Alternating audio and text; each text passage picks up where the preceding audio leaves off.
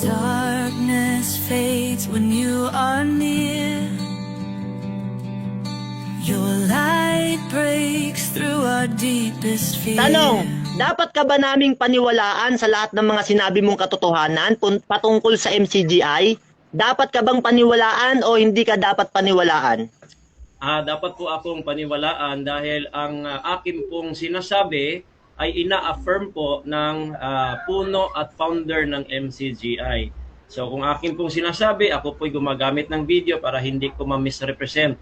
At malinaw na siya po mismo ang umaamin. Hindi ho ako ay namamaratang, siya mismo umaamin sa video. Okay, next question. Ibig sabihin, sabi mo dapat kang paniwalaan sa lahat ng sinasabi mo sa MCGI.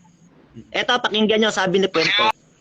Kung sabihin na yan po ay patunay na maganda pong maging MCGI. For example, kay Soriano, nagkakaisa sila dyan. Nagkakaisa sila dyan. Nagkakaisa sila dyan.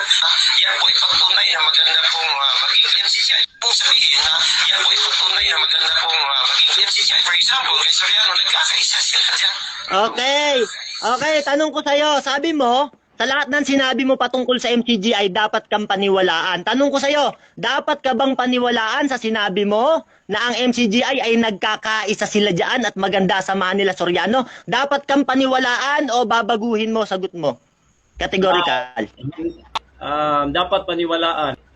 Dapat paniwalaan na sinabi ko po nagkakaisa kayo at hindi po yan ang argumento ng tunay na iglesia. Kung ang tunay na iglesia po ay nagkakaisa na, bakit pinapanalangin ni Kristo na dapat magkaisa? Pambihira ka. Pati ang INC nagkakaisa. Okay, next question.